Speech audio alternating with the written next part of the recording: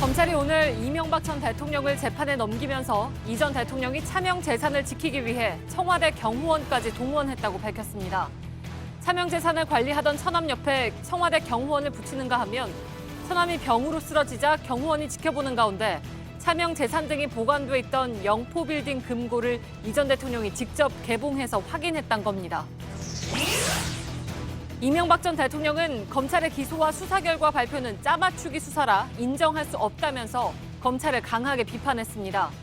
이 전 대통령은 구속되기 전에 이 같은 입장을 작성한 뒤 기소 시점에 맞춰 글을 올리도록 측근들에게 맡겨놓았다고 밝혔습니다. 삼성증권 유령 주식 사건에 발단이 된 전산 입력 오류가 실제 배당이 나가기 하루 전에 발생했지만 회사 측은 이를 발견하지 못했던 것으로 드러났습니다. 또 일부 직원은 주식을 팔지 말라고 회사가 여러 차례 공지한 뒤에도 주식을 판 것으로 나타났습니다. 삼성이 노조 파기를 목적으로 협력업체에 위장 폐업을 지시하고 폐업을 위해 억대 권리금까지 대신 내준 정황을 검찰에 포착했습니다. 또 검찰이 확보한 삼성전자 인사팀 직원의 문건에는 경영진이 노조 무력화 작업을 지시했다는 문구들도 있는 것으로 전해졌습니다. 김기식 금융감독원장이 의원 시절 피감기관의 지원으로 해외 출장을 다녀왔다는 논란이 커지는 가운데 청와대는 모두 공무수행이라 적법하며 해임 사유가 아니라고 밝혔습니다. 한국당은 그러나 청와대가 김 원장을 감싸고 있다고 비판했습니다. 정부가 지난달 고농도 미세먼지 상황을 분석했더니 초반기 중국 요인이 최고 69%에 이르는 것으로 나타났습니다. 미세먼지 농도가 높은 상황이 계속된 건 중국발 미세먼지가 유입된 후 대기 정체에 따라 국내에서 발생한 미세먼지가 더해진 탓이 컸던 것으로 분석됐습니다. 우리예술단 실무협상 수석 대표 겸 음악 감독을 맡았던 윤상 씨가 뉴스룸 2부에 출연합니다. 평양에서 돌아온 이후 갖는 첫 인터뷰입니다. 지난 주말부터 전국 곳곳에서 벚꽃 축제가 시작됐습니다. 하지만 일부 축제장에서 무질서와 야간 공연 소음으로 주민들의 항의도 끊이지 않고 있다는데요. 어떻게 된 사연인지 잠시 뒤 밀착 카메라에서 전해드리겠습니다.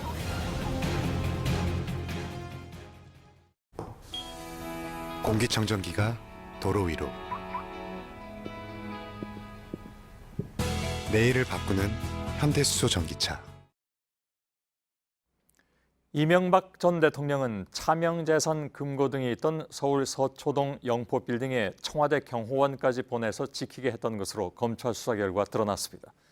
대통령 안전과 국가 안보를 위해서 국민 세금으로 운영하는 경호 조직을 개인의 치부에 동원한 것입니다. 오늘 검찰은 이 전 대통령을 재판에 넘겼습니다. 그러면서 이와 같이 새로 파악한 수사 내용도 밝혔습니다. 이 전 대통령의 핵심 혐의는 모두 돈과 연결되어 있습니다. 350억 원대의 다스 회사 돈을 횡령한 혐의, 110억 원대 뇌물을 수수한 혐의가 그렇습니다. 차명 재산을 위해서 청와대 경호원까지 동원한 이 전 대통령은 오늘 성명을 내놓으면서 10여 년 전 새빨간 거짓말이라고 했던 것처럼 검찰 수사는 가공의 시나리오라고 주장했습니다. 먼저 한민영 기자의 보도입니다. 지난 2009년 1월 이명박 전 대통령의 처남 김재정 씨가 뇌경색으로 쓰러졌습니다. 김 씨는 2007년 검찰과 2008년 특검 수사 때 이 전 대통령의 재산관리인으로 지목됐던 인물입니다. 검찰은 오늘 수사 결과를 발표하면서 당시 김 씨가 쓰러지기 전까지 이 전 대통령의 차명재산 전부를 관리해온 것으로 파악됐다고 설명했습니다. 특히 현금 등 차명재산과 각종 관련 장부를 보관한 영포빌딩 지하창고 역시 김 씨가 관리한 것으로 파악했습니다. 그런데 이 전 대통령은 김 씨의 건강이 악화되자 청와대 경호처 경호원까지 붙여서 영포빌딩을 관리했습니다. 청와대 경호는 관련법상 직계가족이나 국내외 주요 인사들에게만 가능합니다. 하지만 차명재산을 관리하는 민간인 처남에게 경호원을 붙여 재산을 관리한 겁니다. 검찰은 건강이 나빠진 김 씨가 재산을 빼돌리지 못하도록 감시하기 위한 조치로 의심하고 있습니다.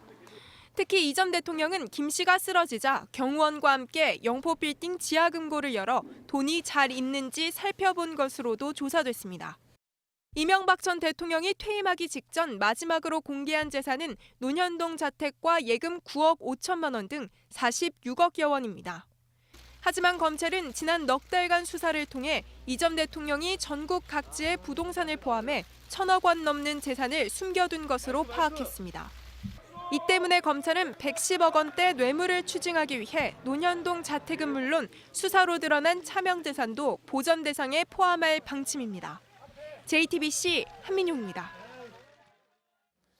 이명박 전 대통령의 재산 얘기를 할 때 빠지지 않는 것이 바로 청계재단입니다. 전 재산을 사회에 환원하겠다면서 만든 재단이었습니다. 그러나 검찰은 차명 재산의 상속세를 줄이고 다스의 승계 구도 정리에 재단을 이용해온 것으로 보고 있습니다. 이승필 기자의 보도입니다.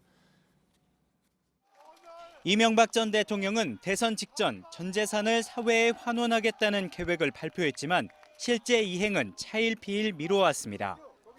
그러다 다스의 차명주주이자 재산관리인인 처남 김재정 씨가 2009년 1월 뇌경색으로 쓰러졌습니다. 다스 지분을 절반 가까이 보유한 김 씨가 숨질 경우 부인 권영미 씨에게 재산이 상속되는 상황이었습니다. 이 전 대통령은 자신이 실소유주란 점을 감춘 채로 처남댁에게 부과된 상속세를 내고 나중에 지분을 되돌려받는 방안도 찾아야 했습니다. 이 전 대통령은 한 달 뒤인 2009년 2월 김백준 전 청와대 총무기획관에게 방안을 검토하라고 지시했습니다. 결국 재단법인을 세우는 게 상속재산 처리에 도움이 된다고 판단해 3월부터 급하게 청계재단 설립을 추진했다는 게 검찰 판단입니다. 1년 뒤 김재정 씨가 숨지자 이 전 대통령은 상속세의 경우 다스 주식으로 물납하고 처남댁 명의로 된 다스 지분 5%에 대해선 청계재단에 출연하는 방안을 검토하라고 청와대 공무원들에게 지시했습니다. 이 경우 아들 시영 씨에게 지분을 물려주는 효과도 있습니다. 재단에다가 주식의 5%를 주게 되면 세금도 없고 재단 이사장만 아들에게 물려주면은 바로 그 세금 없이 대물림하는 주요한 방법이 됩니다. 하지만 이 전 대통령은 지난달 검찰 출석을 앞두고 재산을 사회에 환원해 돈이 없어 변호인단 구성에 어려움을 겪고 있다고 주장했습니다. JTBC 이승필입니다.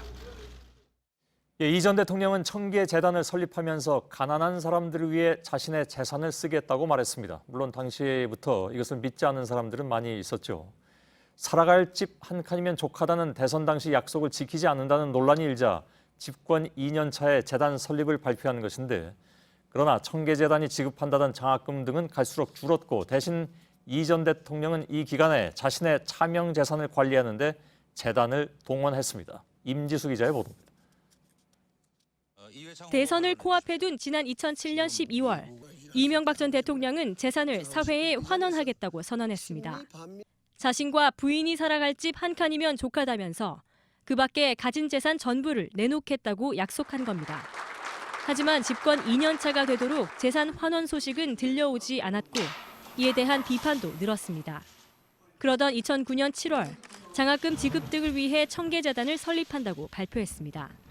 당시 이 전 대통령은 재산을 자식에게 물려주지 않고 사회를 위해 써야겠다고 오래전부터 생각했다며 가난하지만 열심히 살아가는 분들을 위해 재산을 쓰겠다고 했습니다. 하지만 청계재단의 장학금 지급액은 설립 6년 뒤 절반 넘게 줄었습니다. 이번 검찰 수사에서 청계재단이 입주한 영포빌딩 지하 2층은 차명재산과 관련한 장부 등이 무더기로 나오기도 했습니다. 검찰은 청계재단과 영포빌딩이 사실상 이 전 대통령의 비자금 세탁소였다고 판단했습니다. JTBC 임지수입니다. 이명박 전 대통령은 지난달에 구속되기 전에 미리 작성해놨다는 글을 오늘 자신의 페이스북에 올렸습니다. 이 전 대통령은 검찰 수사를 짜맞추기, 신상털기라면서 국민 여러분께서 대한민국을 지켜달라고 했습니다. 재판이 시작되면서 본격적인 여론전을 하겠다는 의도로 풀이됐습니다. 이희정 기자입니다. 이 전 대통령은 오늘 페이스북에 검찰의 기소와 수사 결과 발표는 본인들이 그려낸 가공의 시나리오를 만들어 놓고 초법적인 신상털기와 짜맞추기 수사를 한 결과라고 주장했습니다. 이명박을 중대범죄의 주범, 이명박 정부가 한 일들을 악으로, 적폐 대상으로 만들었다며 검찰을 비판했습니다. 또 이명박이 목표다라는 말이 문재인 정권 초부터 들려 어느 정도 한풀이를 예상했고 업보로 생각해 감수할 각오를 했다면서도 이건 아니다라고 강한 불만을 나타냈습니다. 자신에 대한 수사가 문재인 정부의 정치 보복이라는 주장을 되풀이한 겁니다. 이 전 대통령은 이 글을 지난달 22일 구속되기 전 미리 작성해 놓은 걸로 알려졌습니다. 구속 당시엔 누굴 원망하기보다는 이 모든 것은 내 탓이라는 심정이고 자책감을 느낀다고 밝혔지만 혐의를 전면 부인하는 글도 같이 써놨던 겁니다. 국정원 특수활동비 문제는 보고받거나 지시한 일이 없다면서도 직원들이 한 일에 법적 문제가 있으면 책임지겠다고 했습니다. 다스는 다스 주주들의 것이며 다스 자금 350억 원을 횡령했다는 건 터무니없는 주장이라고 반박했습니다. 삼성의 다스 소송 비용 대납 요구 의혹은 검찰 수사를 통해 처음 알았다는 주장을 폈습니다. 삼성의 소송 비용 대납 요구나 대납 제안을 보고받았다는 식의 주장은 전혀 사실이 아니며 그 대가로 이건희 회장을 사면했다는 주장은 일고의 가치 없는 거짓이라고 덧붙였습니다. JTBC 이희정입니다. 예, 이명박 전 대통령의 주장에 대해서 검찰은 어불성설이라는 입장입니다. 그동안에 해왔던 발언만 놓고 보더라도 따져보면 허점이 사실 너무나 많이 드러나고 있습니다. 그 내용을 한민영 기자와 함께 조목조목 좀 짚어보겠습니다. 한민영 기자. 우선 국정원 특수활동비 뇌물의 경우에 이 전 대통령은 사용을 지시했거나 아니면 보고를 받은 적이 없다. 이렇게 얘기를 하고 있는데 검찰 소환조사에서 일부는 내가 썼다 이렇게 얘기하지 않았던가요? 네, 그렇습니다. 검찰은 이 전 대통령이 소환조사 당시 국정원 특수활동비 1억 원 정도를 사용한 것은 인정했다고 밝힌 바 있습니다. 예. 김희중 전 청와대 실장은 2011년 이 전 대통령 부부의 미국 국빈 방문을 앞두고 특활비 1억 원 정도를 받아 김 여사 측에 전달했다고 했습니다. 예. 이와 관련해 이 전 대통령은 김 여사가 아니라 자신이 대북 공작금에 사용했다고 진술했다고 합니다. 예. 이미 특활비 일부를 이처럼 자신이 사용했다고 인정했는데 보고받거나 지시한 사실이 없다고 부인하는 건 말이 안 맞는다는 지적이 나옵니다. 예. 그러니까 대북 공작에 썼다고 주장하면서 그게 죄가 되지 않는다 이런 주장을 했던 네. 것이죠. 그 당시. 근데 뭐 아무튼 오늘 글도 그렇고 유난히 안보를 굉장히 많이 강조하고 있는 것 같습니다. 네, 그렇습니다. 하지만 검찰은 안보를 해치고 있는 건 오히려 이 전 대통령이라고 판단하고 있습니다. 예. 안보를 위해 써야 할 국정원 자금을 쌈짓돈처럼 가져다가 개인적으로 사용했기 때문인데요. 특히 이명박 정부 국정원은 대북 공작에 써야 할 공작금 10억 원을 김대중, 노무현 두 전직 대통령의 뒷조사에 쓴 것으로 조사됐습니다. 예. 그리고 10년 전부터 나온 주장인데 다스와 관련해서는 나는 지분이 하나도 없다. 가족 회사하고 내가 의견을 전달할 수 있는 정도 아니냐라고 얘기를 했단 말이죠. 근데 검찰이 차명으로 지분을 보유하고 있다라는 그런 증거 정황들은 많이 지금 확보를 하고 있는 상황이잖아요.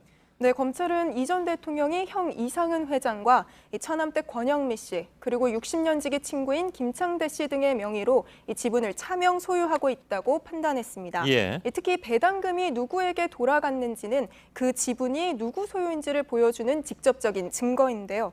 김창대 씨와 이상은 회장의 배당금이 이 전 대통령의 아들 시영 씨, 다스 지분이 하나도 없는 시영 씨에게 흘러간 정황이 이미 확인됐습니다. 예. 또한 검찰은 청와대에서 시영 씨의 월급 인상을 논의하는 등 승계 작업이 계속 이뤄졌다고 보고 있는데 이는 다스가 이 전 대통령의 것이 아니라면 설명이 되지 않는다고 밝혔습니다. 예. 그 다스의 미국 내 소송을 그 소송비를 삼성 쪽에서 대신 내준 것. 이건 68억 원 뇌물 수수 혐의가 걸려 있습니다. 근데 이거 무료로 해줄 줄 알았다 이런 주장은 여전히 나오고 있는 거죠? 네, 그렇습니다. 하지만 검찰은 이미 삼성전자의 다스 소송비 대납 내용이 담긴 VIP 보고서 등 객관적 증거를 확보했습니다. 예. 특히 이 문건은 김백준 전 기획관이나 이명박 전 대통령의 측근을 통해서가 아니라 이 전 대통령 측이 대통령 기록물이니 돌려달라고 주장한 영포 빌딩에서 발견된 문건 중 하나입니다. 특히 검찰은 삼성전자가 이건희 회장의 사면을 대가로 뇌물을 건넸다고 판단하고 있는데요. 예. 이학수 전 부회장 역시 이를 인정하며 당시 이건희 회장의 승인을 받아 돈을 건넸다고 진술했습니다. 예. 그런데 이건희 회장은 현재 의식 불명 상태이기 때문에 기소 중지 방안을 검찰은 검토하고 있습니다. 아, 그런가요? 자, 오늘 성명에 가히 무술 옥사라고 할 만하다. 이런 내용도 있었고 국민 여러분께서 대한민국을 지켜달라 이런 글이 마지막 문장에 있었습니다. 다분히 의도적인 그런 문장이라고 봐야 되겠죠? 네, 우선 이 전 대통령은 성명서 앞부분에서 구속되거나 고초를 겪는 이들에게 미안하고 그 가족에게 어떤 위로의 말을 해야 할지 모르겠다며 이 측근과 그 가족들을 살피는 듯한 말을 했는데요. 예. 이어 군인과 국정원 직원 200여 명을 제외하고도 이 자신의 집권 시기 관련자 100여 명이 조사를 받았다고 했습니다. 예. 또 문재인 정부에 대한 비판을 하면서 이 보수 집결을 촉구하는 듯한 말들을 이어갔는데요. 지금까지 자신에 대한 수사 내내 움직이지 않았던 보수 세력 등을 겨냥해 이 피해자라는 프레임을 만들어 옥중에서 지지자들을 결집하고 있는 것 아니냐는 지적이 나오고 있습니다. 예, 그 의도가 맞다면 그 의도대로 될지 그건 좀 미지수입니다. 예, 한민영 기자였습니다. 수고했습니다. 예, 이명박 전 대통령은 서울 동부구치소에서 연일 변호인단을 만나면서 재판 대응 전략을 고심하고 있습니다. 새 변호인들도 합류를 했다고 하는데 구치소 취재 기자를 잠깐만 좀 연결하겠습니다. 박민규 기자, 자, 새로 들어온 변호사들은 누굽니까?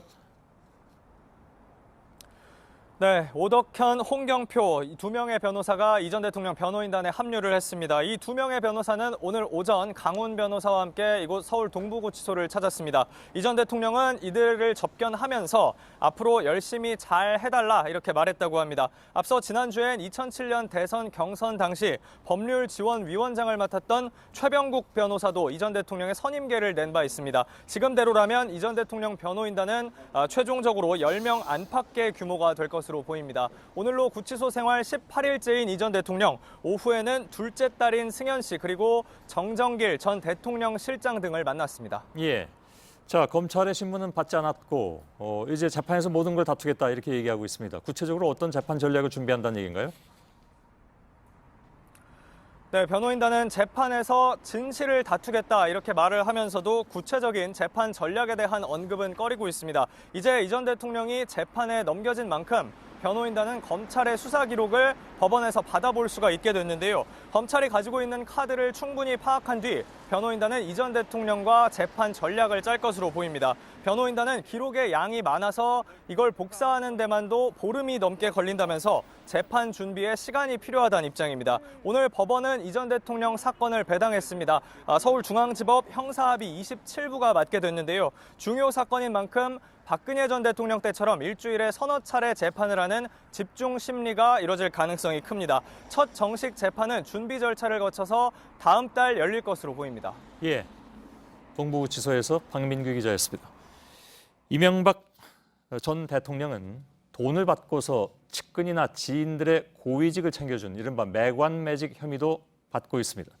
특히 금품을 건넨 쪽에는 확실한 보답을 해주었습니다. 20억 원이 넘는 뇌물을 건넨 이팔성 씨를 증권선물거래소 이사장 자리에 꽂을 수 없게 되자 금융위원회 고위직에게 사표를 강요하는가 하면 억대 뇌물을 건넨 김소남 전 의원에게는 당의 반대를 무릅쓰고 비례대표 압축 순번을 준 것으로 조사됐습니다. 강현석 기자입니다. 이명박 전 대통령이 취임한 직후인 지난 2008년 3월 증권선물거래소 차기 이사장 후보로 10명의 이름이 거론됐습니다. 당시 이정환 경영지원본부장의 선임이 유력했지만 이팔성 씨가 갑자기 주목받으면서 논란이 됐습니다. 이 씨는 증권사 사장 이력이 있긴 했지만 직전 직책은 금융과 무관한 서울시립교양악단 대표였습니다. 거래소 노조와 시민단체는 돌연 등장한 이 씨를 새 정부의 낙하산 인사로 주장했습니다. 논란이 커지자 거래소는 결국 이 씨를 서류 심사에서 탈락시켰습니다. 이 전 대통령 수사한 검찰은 당시 청와대가 이 씨의 낙마 책임을 묻는 차원에서 금융위원회에 압력을 넣었다고 밝혔습니다. 이 씨가 서류 심사에서 탈락한 책임을 물어 금융위에 부위원장, 사무처장, 혁신행정과장 중 한 명이 물러나라고 요구했다는 겁니다. 당시 김영모 혁신행정과장은 사표를 내고 로펌으로 자리를 옮겼습니다. 검찰은 이 씨가 같은 해 6월 우리금융지주 회장이 되면서 결국 뇌물에 대한 보답을 받았다고 판단했습니다. 확실한 보답은 이뿐만이 아닙니다. 4억 원을 건넨 김소남 전 의원에 대해선 비례대표 압축 순번을 주도록 영향력을 행사했습니다. 당시 여당인 한나라당이 순위가 너무 높으니 낮추자고 건의했지만 결국 김 전 의원은 확실한 당선권인 비례대표 7번을 보장받았습니다. JTBC 강현석입니다.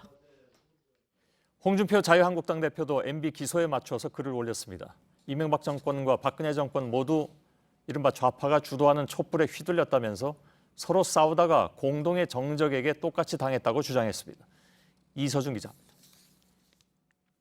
홍준표 자유한국당 대표가 오늘 오전 페이스북에 올린 글입니다.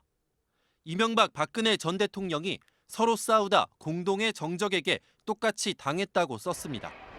MB 정권은 좌파들이 촛불을 들었을 때 아침 이슬 운운하며 굴복하는 바람에 집권 기간 내내 흔들렸다고 했습니다. 박근혜 전 대통령은 국민통합 구호 아래 좌파 눈치를 보다 좌파 주도의 촛불 세력에 탄핵되고 감옥에 갔다고도 했습니다. 촛불 시민을 좌파 촛불 세력이라고 규정하고는 두 전직 대통령의 공동의 적이었다고 주장한 겁니다. 헌법재판소의 탄핵 결정과 법원의 유죄 판결까지 좌우 이념 대결의 결과로 해석했습니다. 홍 대표는 지난주 자기 편 지지자를 결집시키는 게 선거의 본질이라면서 보수 우파의 결집이 있을 것이라고 말했습니다. 두 전직 대통령의 구속과 재판을 좌파 촛불 세력과의 싸움으로 규정한 것도 이런 맥락에서 이뤄진 게 아니냐는 지적이 나옵니다. 홍 대표는 지난해 탄핵 결정 직후 탄핵은 당연한 결정이란 입장을 밝혔고 올해 초 두 전직 대통령이 더 이상 당 소속이 아니라며 선긋기를 하기도 했습니다. JTBC 이서준입니다. 지금부터는 삼성 관련 소식으로 들어가겠습니다. 삼성이 노조를 무력화하기 위해서 동원했다고 의심받는 수법들은 한두 개가 아닙니다. 특히 검찰이 삼성전자 압수수색에서 6천여 건의 문건을 확보하면서 어떻게 노조를 와해하려 했는지 그 정황들이 속속 드러나고 있습니다. 이번에는 삼성이 노조원을 해고할 목적으로 협력업체의 위장 폐업까지 지시한 정황이 포착됐습니다. 노조 활동이 활발한 협력사를 아예 없애버린 뒤에 새로 회사를 세웠다는 것인데 폐업을 할 때 손해보는 권리금 등도 대줬다는 것이 검찰의 판단입니다. 심수미 기자입니다. 가전제품 수리 등을 해주는 삼성전자 서비스는 지난 2014년 3월 부산 해운대센터와 충남 아산센터, 경기 이천센터 등 3개 협력업체의 문을 닫게 했습니다. 같은 해 10월엔 경남 진주센터, 또 2015년 4월엔 울산센터 등도 연이어 폐업했습니다. 이들은 전국 33개 센터 가운데 노조원이 많고 활동도 왕성하다고 꼽힌 곳들입니다. 검찰이 최근 확보한 삼성전자 인사팀 문건엔 이들 업체가 삼성 지시에 따라 이른바 위장 폐업을 한 정황이 담겨 있습니다. 노조원 활동이 활발한 센터를 없앤 뒤 새로운 회사를 만들어 노조원이 아닌 사람들만 고용했다는 겁니다. 특히 폐업 과정에서 업체가 부담해야 할 억대의 권리금이나 부대 비용도 삼성 측이 대신 지불한 것으로 검찰은 의심하고 있습니다.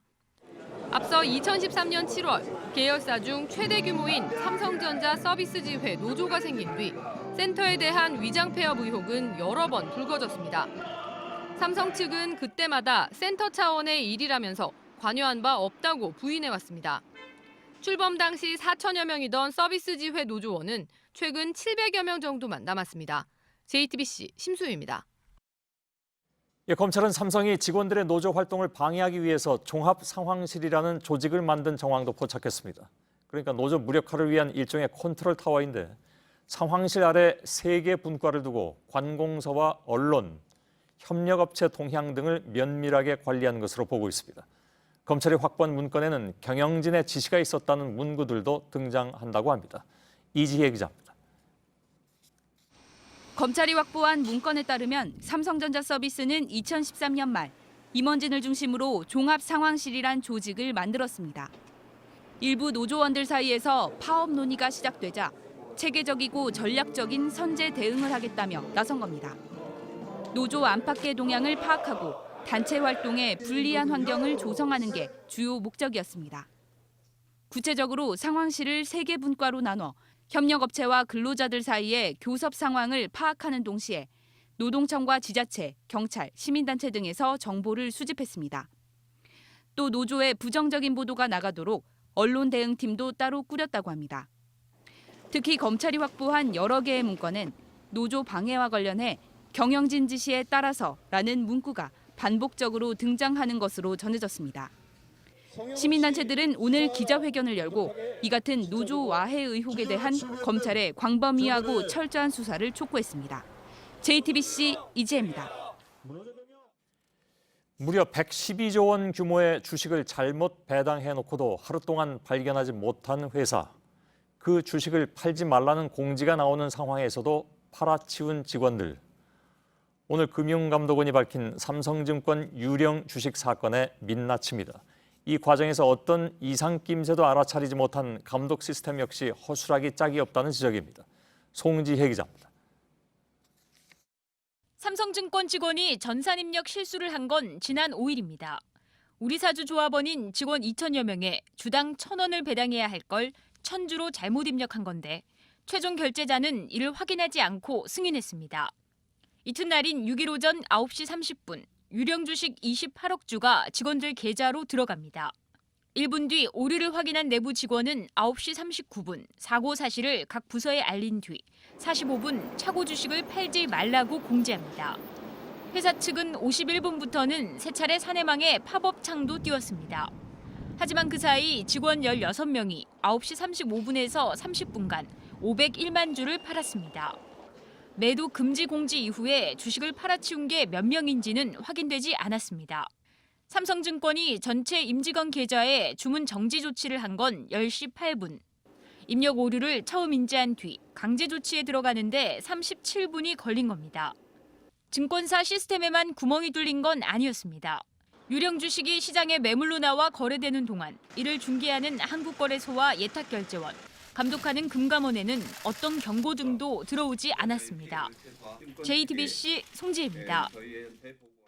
금융당국은 삼성증권과 주식을 판 직원 16명에 대해서 본격적인 조사에 들어갔습니다. 주식을 파는 과정에서 외부와 정보를 주고받았는지도 살필 예정이어서 조사 범위가 증권업계 전반으로 확대될 가능성도 있습니다. 사건의 파장이 커지고 회사 이미지가 추락하면서 삼성증권 주가는 이틀 연속 크게 떨어졌습니다. 이주찬 기자입니다. 금융위원회 자본시장 조사단은 잘못 배당된 우리사주를 내다 판 삼성증권 직원 16명에 대해 조사를 벌이고 있습니다. 이들이 내부 직원이나 외부와 주고받은 메시지 중에 주식을 팔 거라는 내용이 있었는지가 핵심입니다. 특히 350억 원어치 주식을 팔아 주가 하락폭을 키운 애널리스트에 집중하고 있습니다. 배당 사고가 난 6일 오전 삼성증권 주가는 직원들이 주식을 판 지 20분 만에 전날보다 11% 급락했습니다. 유령 주식을 쏟아내기 전 이 정보를 미리 받고 주식을 팔거나 주가 하락에 돈을 걸어 이득을 챙겼다면 불공정 거래에 해당한다는 게 금융위의 판단입니다. 이에 따라 조사 범위가 삼성증권 외부로 확대될 가능성이 있습니다. 금융감독원도 오늘부터 삼성증권에 대해 특별 점검에 나섰습니다. 금감원은 특히 삼성증권이 직원들에게만 책임을 돌리려 한다며 경영진을 질타하기도 했습니다. 사과는 하였지만 정작 중요한 삼성증권 회사 자체, 그다음에 경영진의 자체에 사과는 없었다고 저희는 판단하고 있습니다. 매우 유감을 표명하였습니다. 삼성증권 주가는 사고 당일 3.64% 떨어진 데 이어 오늘도 3% 하락했습니다. 이틀 동안 사라진 시가총액만 2,321억 원에 달합니다. JTBC 이주찬입니다. 김기식 금융감독원장이 의원 시절 피감기관 예산으로 해외 출장을 다녀온 것과 관련해서 자유한국당은 오늘도 공세를 이어갔습니다. 특히 한국당은 출장에 동행한 비서가 인턴이었다는 점을 문제 삼았습니다. 김 원장은 업무에 직급 차이를 둔 적이 없고 해당 정책 업무를 맡고 있던 직원이라 데려간 것이라면서 해명에 나섰습니다. 류정화 기자입니다. 자유한국당은 피켓까지 들고 김 원장의 사퇴를 촉구했습니다. 인턴 동반 황제 이후 온 국민이 분노한다. 특히 한국당은 김 원장이 2015년 미국과 유럽을 갈 때 수행을 시킨 비서가 교육생인 인턴이었고 이후 7급 비서까지 고속 승진도 시켜줬다며 특혜 의혹을 제기했습니다. 그러면서 검찰 고발 계획도 밝혔습니다. 국민적 의혹에 대해서는 검찰 수사를 통해서 명명백백하게 밝혀질 수 있도록. 하지만 김 원장은 자료를 내 한국당의 주장을 반박했습니다. 의원 시절 직급 구분 없이 인턴에게도 정책 업무를 맡겼다는 겁니다. 또 이 인턴이 전문성을 갖춘 데다 의원실 내부에 결원이 생겨 내부 승진을 시킨 것이기 때문에 승진 특혜를 준 것도 아니라고 밝혔습니다. 출장을 마련한 대외경제정책연구원의 유럽 사무소 예산 확충 때도 절충안을 냈을 뿐이고 실제로 예산이 반영된 지난해엔 의원이 아니었다고도 해명했습니다.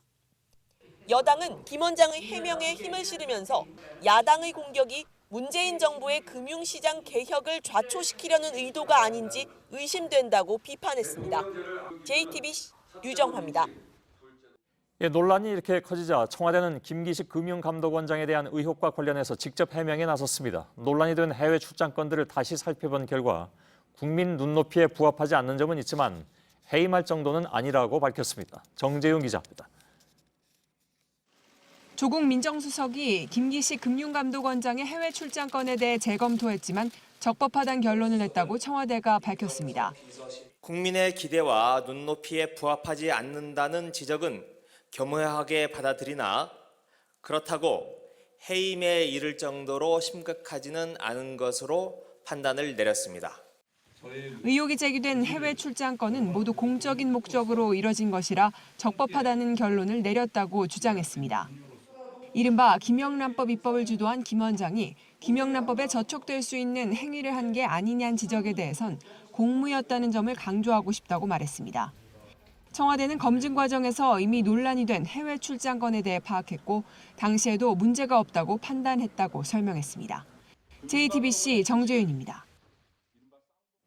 북미 정상회담을 앞둔 트럼프 미 대통령의 머릿속에서 떠나지 않는 의구심은 바로 김정은 위원장이 진짜로 비핵화 의지를 갖고 있느냐였습니다. 한국 정부를 통해서 전해 들은 것이 다였기 때문에 그럴 수도 있는 것이겠죠. 북한 당국이 미국에 직접 비핵화 의제를 기꺼이 논의하겠다는 입장을 전달했다고 미국의 주요 언론들이 오늘 전했습니다. 이한주 기자입니다. 미국 정부는 김정은 위원장이 트럼프 대통령과 핵폐기 문제를 논의할 의지가 있음을 확인했다. 블룸버그 통신은 트럼프 행정부 관리를 인용해 북미 정상회담의 성사가 큰 의문에서 긍정적 단계로 변하고 있다며 이같이 보도했습니다. 한국 특사단을 통해 전해들은 김 위원장의 비핵화 의사를 미국이 직접 확인했다는 의미가 있다고 분석했습니다. 익명을 요구한 관리는 대화가 이뤄진 장소 등은 밝히지 않았다고 전했습니다. 앞서 CNN은 북미 정보당국 간 비밀 접촉이 제3국에서 한 차례 이상 진행됐다고 보도했습니다. 북미 정상회담 장소로 제3국을 염두에 둔 포석일 수 있습니다. 뉴욕타임즈는 선제 타격론의 존 볼튼 국가안보 보좌관이 취임 전날 나온 김 위원장의 비핵화 의지 발언과 함께 공식 업무를 개시했다고 보도했습니다. JTBC 이한주입니다. 세계 주요 국가들은 미국 내의 자국 네트워크를 키우기 위해서 주요 연구기관에 재정 지원을 하고 있죠. 우리 정부도 북한 전문 웹사이트 38로스로 잘 알려진 존스 홉킨스 대학교의 한미연구소에 10년 넘게 예산을 지원해왔습니다. 최근에 이 연구소 소장 등 집행부는 청와대가 부당하게 자신들의 경지를 요구했다고 주장했는데 우리 정부는 연구 실적이 없어서 그런 것이라고 반박하고 있습니다. 김현기 특파원입니다.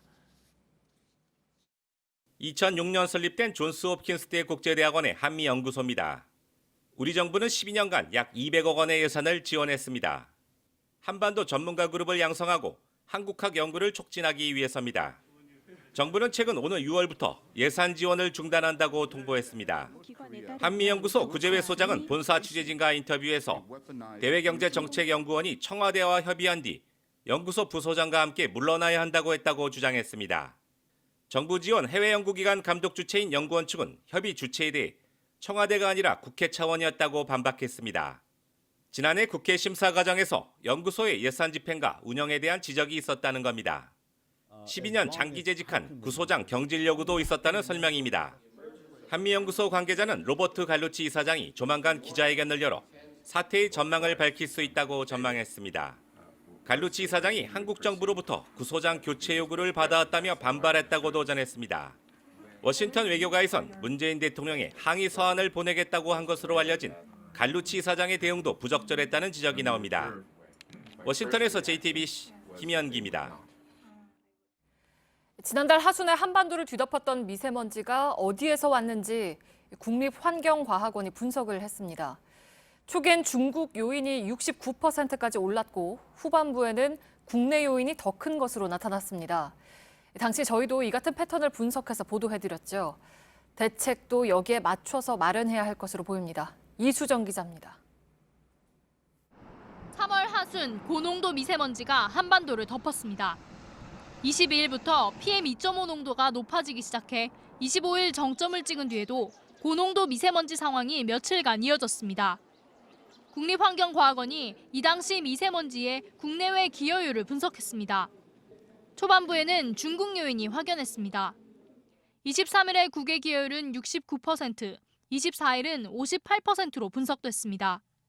하지만 후반으로 갈수록 국외 기여율이 조금씩 떨어져 26일에는 32%로 나타났습니다. 기여율이 아닌 국내 공기 중에 있는 양을 분석해봐도 이 같은 양상이 확연히 보입니다. 당시 초반부에는 북서풍 계열의 바람이 불었습니다. 이 바람을 타고 들어온 중국발 미세먼지가 한반도 상공에 대기가 정체되며 빠져나오지 못하고 쌓였습니다. 이후 남풍 계열의 바람이 불어 중국 요인이 차단됐습니다. 그런데도 미세먼지 농도가 계속 높았던 것은 국내에서 2차 생성이 활발하게 일어났기 때문입니다. 2차 생성은 작은 질산염이나 황산염 입자에 자동차나 발전소에서 나온 오염물질이 붙어 덩치가 커지는 현상입니다. 덩어리가 커지면 농도는 훨씬 급격히 올라갑니다. 바람이 거의 없고 습도가 높은 대기 환경이 이런 작용을 부추깁니다. 미세먼지 농도가 높은 상황이 오래 유지될 때면 대부분 이런 패턴이 나타나는 것으로 분석됐습니다. JTBC 이수정입니다. 네, 미세먼지가 국외로부터 날아온 뒤에 마치 뚜껑 덮이듯 대기가 정체되는 현상. 환경연구원의 분석으로 또 한 번 확인된 고농도 미세먼지 현상의 공식입니다. 저감 대책 역시 국내와 국외 양쪽 모두 신경 써야겠습니다. 윤정식 기자입니다. 지난달 23일 한반도 주변 1기도입니다. 제주도 남쪽에 이동성 고기압이 보입니다. 바람은 고기압을 중심으로 시계 반대 방향으로 붑니다. 자체 공해 요인이 거의 없는 강화도에선 이날 PM2.5 미세먼지 수치가 세제곱미터당 111 마이크로그램까지 올랐습니다. 전날까지 세제곱미터당 3 마이크로그램이었던 일본의 PM2.5 농도도 이날 이후 10배 이상으로 올랐습니다. 미세먼지가 국내에서 발생했다면 일단 한국에서만 농도가 급격히 올랐어야 합니다. 천리안 위성 영상을 봐도 22일 중국에 있던 에어로졸 뭉치가 우리나라로 이동하는 게 확인됩니다. 국내에서 쉽게 관측되지 않는 황산염이 급격히 증가한 것도 중국에서 미세먼지가 유입된 증거가 됐습니다. 25일 이후에는 상황이 바뀝니다. 1기도상 한반도는 대기 정체가 일어나는 이동성 고기압의 중심에 들어갑니다. 국외 미세먼지 유입이 불가능하고 국내에서 발생한 것도 밖으로 빠져나가기 어렵습니다. 결국 고농도 미세먼지 상황은 초반 국외 유입 후 대기 정체로 국내 요인이 이어져 발생한다는 법칙이 또 확인된 겁니다. 지난 6일 황사 상황과 비교하면 당시 서울의 미세먼지 PM10 농도는 매우 나쁨 기준치의 3배가 넘는 세제곱미터당 470 마이크로그램까지 올랐습니다. 하지만 하루도 안 돼 사라졌습니다.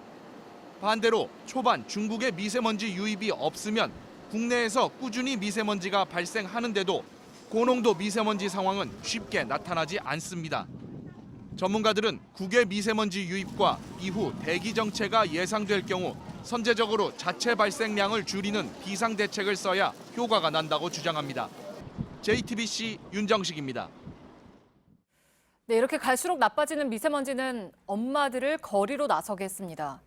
오늘 서울 광화문 광장에서 수백 명의 엄마들이 아이 손을 잡고 집회에 참석했습니다. 마음껏 숨 쉬고 싶다고 호소했습니다. 오늘도 여전히 공기는 나빴습니다. 이정엽 기자입니다. 마스크를 쓴 채 모여있는 엄마와 아이들. 두 손에 들려있는 피켓엔 소박하지만 간절한 소원이 적혀 있습니다. 마음껏 숨을 쉬고 싶다는 겁니다. 당연히 누려야 할 화창한 봄날이 소원이 돼버린 현실에 엄마들이 거리로 나섰습니다. 제대로 된 외출을 하기가 쉽지가 않죠. 간절한 마음으로 변화를 원하며 꿈꾸며 왔습니다. 아이들을 학교로 보내야 하는 부모들은 마음이 더 무겁습니다. 학교에 다니기 시작하면요. 가래가 끓고 콧물이 계속 나와요. 그 모습을 보면서도 제가 해줄 수 있는 게 많지 않다는 게. 오늘 광화문 광장에 모인 수백 명의 엄마들은 인터넷 공간에서 경험을 나누고 정보를 교류하던 카페 회원들입니다. 회원 수가 8만 명에 이릅니다. 이들이 올해 초 김은경 환경부 장관을 직접 만나 미세먼지 기준 강화를 요구했습니다. 이미 검토하던 정책이긴 하지만 환경부는 지난달 실제 기준을 강화했습니다. 오늘은 더 나아가 대통령 직속 미세먼지위원회 신설 등 보다 강력한 정부의 행동을 촉구했습니다. JTBC 이정엽입니다. 네, 요 며칠 쌀쌀한가 싶더니 어젯밤 강원도 산간 지역에 10cm 안팎의 눈이 쌓였습니다. 그래도 쌓인 눈이 녹는 속도는 한겨울과 확연히 달랐습니다. 내일은 평년 기온을 회복해서 꽃샘 추위가 물러갈 것으로 보입니다. 조승현 기자입니다. 오목한 지형 때문에 펀치볼이란 별칭이 붙은 강원도 양구군 해안면에 흰 눈이 소복히 쌓였습니다. 개나리꽃은 머리에 이고 있던 눈이 녹으면서 흠뻑 젖었습니다. 처마엔 주렁주렁 고드름이 매달렸습니다. 이곳에 밤새 10.6cm 눈이 내렸습니다. 지금쯤 한창 감자를 심어야 할 밭입니다. 눈도 아직 많이 쌓여 있는데요. 땅이 너무 질척거려서 이렇게 걸음을 옮기기가 힘들 정도입니다. 비닐을 씌워야 거기다 이제 감자를 심는데 이게 지르니까 트레타도 못 들어가고 비닐에도 못 씌우고. 강원 북부 산간 지역엔 어젯밤부터 대설주의보가 발령됐습니다. 양구 외에도 진부령 8.9cm, 미시령 8cm의 눈이 내렸습니다. 하지만 낮이 되면서 순식간에 녹아내렸습니다. 남서풍을 따라 따뜻한 공기가 유입되기 시작했기 때문입니다. 서울도 오늘 낮 기온은 15.4도를 기록했고 내일은 20도를 넘어 꽃샘 추위는 완전히 사라질 전망입니다. 대신 한 차례 더 비 소식이 있습니다. 내일 밤 중부지방에서 시작된 비는 전국으로 확대됐다 모레 아침에 갤 것으로 예상됩니다. 경남과 전남, 제주엔 오는 13일에도 비가 예보돼 있습니다. JTBC 조승현입니다. 한 달 앞으로 다가온 어버이날이 공휴일로 지정될지 관심입니다. 지난 대선 당시 문재인 대통령의 공약 사항이기도 했죠. 인사혁신처도 지금 검토 중이라고 공식적으로 밝혔습니다. 공휴일로 지정되면 어린이날부터 나흘간의 연휴가 만들어집니다. 조택수 기자입니다. 청와대 국민청원 게시판입니다. 오늘 오전 어버이날을 공휴일로 지정해달라는 청원이 올라왔습니다. 청원이 이어지자 인사혁신처도 검토 중이라고 밝혔습니다. 어버이날을 공휴일로 지정하는 건 문재인 대통령이 후보 시절 내놓은 공약이기도 합니다. 어버이날을 내년부터 법정 공휴일로 지정하겠다고 공약했는데 보셨습니까? 효도하는 대통령, 효도하는 정부 되겠습니다. 올해 어버이날은 화요일입니다. 어린이날인 5일이 토요일이어서 다음 월요일인 7일이 대체 공휴일입니다. 8일이 공휴일로 지정되면 나흘간의 황금 연휴가 만들어집니다. 어버이날을 공휴일로 지정하려면 대통령령인 관공서 공휴일에 관한 규정을 개정해야 합니다. 입법 예고를 통해 국민 의사를 수렴하고 차관 회의를 거쳐 국무회의에서 의결한 뒤 관보에 게재하면 됩니다. 문제는 입법 예고 기간이 40일 필요하다는 겁니다. 다만 법제처와 협의하면 이 기간을 줄일 수 있어 한 달 남은 어버이날을 공휴일로 정할 수 있는 길은 여전히 열려 있습니다. JTBC 조택수입니다. SK텔레콤이 지난주 금요일 오후 통신장애로 2시간 넘게 휴대전화 통화를 못한 고객들에게 보상하기로 했습니다. 월 정액 요금의 이틀치 수준인데 이 고객들은 너무 적다는 반응입니다. 특히 손해를 많이 본 퀵서비스나 택배기사들 불만이 큽니다. 박영호 기자입니다. 지난주 금요일 SK텔레콤 통신장애 때 퀵서비스 기사들은 애를 태웠습니다. 받는 사람이 전화를 안 받아가지고 다른 것도 더 했어야 되는데 못하니까 인상만 차이 나겠죠. 하지만 이런 영업 손실에 대한 피해 보상은 따로 받을 수 없는 상황입니다. SK텔레콤이 다음 달 요금에서 월 정액 요금의 이틀치만큼만 빼주기로 보상 방침을 정해섭니다. 요금제별로 따져봤을 때 1인당 보상액은 600원에서 7,300원 수준이 될 것으로 보입니다. 피해 고객은 730만 명. 피해 상황도 저마다 다르지만 SK텔레콤은 모두 같은 기준으로 보상하기로 했습니다. 퀵서비스나 택배기사를 비롯해 휴대전화로 영업활동을 하는 고객 등 소비자별 피해 상황을 별도로 조사해야 한다는 지적입니다. 시민단체인 참여연대도 보상안이 충분하지 않다며 소비자 분쟁 조정 등 추가 대응을 검토하겠다고 밝혔습니다. JTBC 박여우입니다. 서울시가 강남에서 벌어지는 부동산 관련 불법 행위를 집중 수사하고 있다고 밝혔습니다. 청약 통장 매매나 무자격 중개 행위를 비롯해서 벌써 30여 건의 단서가 포착된 것으로 알려졌습니다. 구속영장을 신청할 가능성도 높습니다. 조민진 기자입니다. 경찰이 아닌 서울시 공무원도 식품과 위생, 환경, 불법 대부업 등 특정 분야를 수사할 수 있습니다. 지난 연말 관련법이 바뀌면서 부동산 관련 수사도 가능해졌습니다. 당시는 강남을 중심으로 부동산 열풍이 불 때였습니다. 서울시는 곧바로 전담팀을 구성해 2달간 자료를 수집하는 등 기초조사를 진행했습니다. 이어 지난주 참고인 조사를 벌이는 것으로 본격 수사에 착수했습니다. 강남, 서초, 송파, 강동 등 강남 4구가 우선 타깃이 됐습니다. 이미 청약통장 불법 거래나 무자격 중개 행위 등 30여 건의 수사 단서가 포착됐습니다.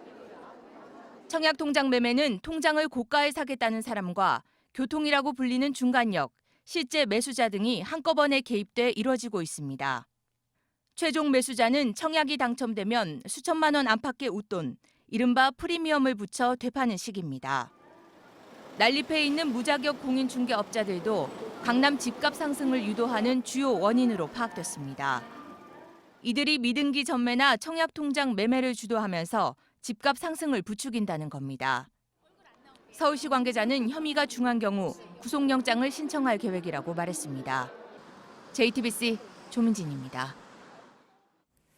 무기 시험장이 되고 있다는 시리아 내전의 참화 중에서도 가장 잔혹한 전쟁 범죄로 꼽히는 건 화학무기 공격입니다.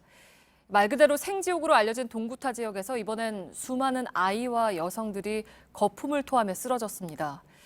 미국은 시리아와 러시아를 지목해서 혹독한 값을 치를 것이라며 보복을 예고했습니다. 박상욱 기자입니다.